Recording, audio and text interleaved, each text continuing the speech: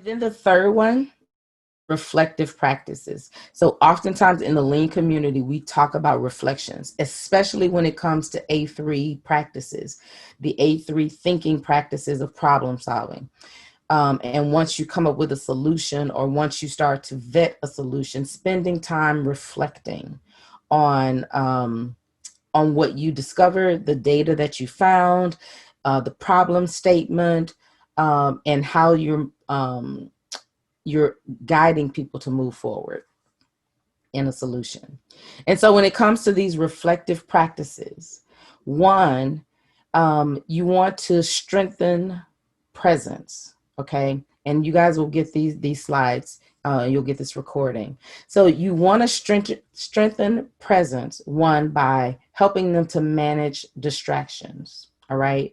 So when you think about the time that you spend with a coachee, you have to make sure that they aren't distracted and that you aren't distracted. One practice, for example, is to ask them 10 minutes before we're to meet for a coaching session to spend some time just meditating, clearing your mind, clearing distractions. Don't look at email. Don't come into a coaching period right from another meeting or something that's frustrating. Also, another way during the coaching session that you create space for them to just reflect is if they do come in distracted or having some kind of issue that they faced prior to coming in, is asking for permission to help them walk through the situation. Okay. And again, helping them reflect on what caused them to be so distracted and so disturbed about the situation. So doing that. As a coach, you also want to practice reflective reflection. You want to think about, as a coach, how did you show up for the coachee, right? And think about what happened before, during, and after the coaching session that you might do differently, all right? The second one is building empathy and empathy building, and practicing thinking about how well you were able to do that.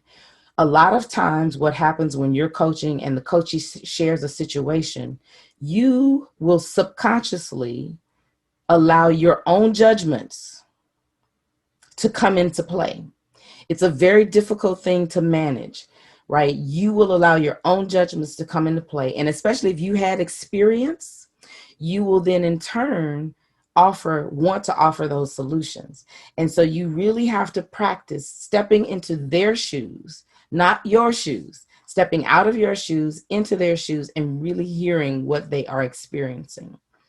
And I've provided a reference here that you can Google. It's very popular in the coaching space around learning how to infer, okay?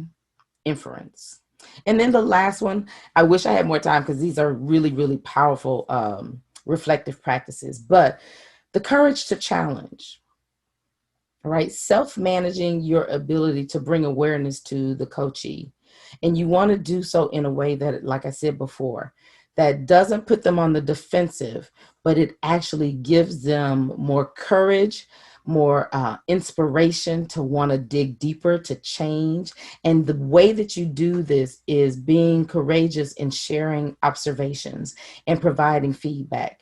When they have a partnership with you as a coach, they trust you. They trust your ability to help them move forward, to hold them accountable in their development. Okay. So it's very, very important that you get comfortable sharing difficult or tough feedback, but in a way that's positive and in a way that allows them to move forward.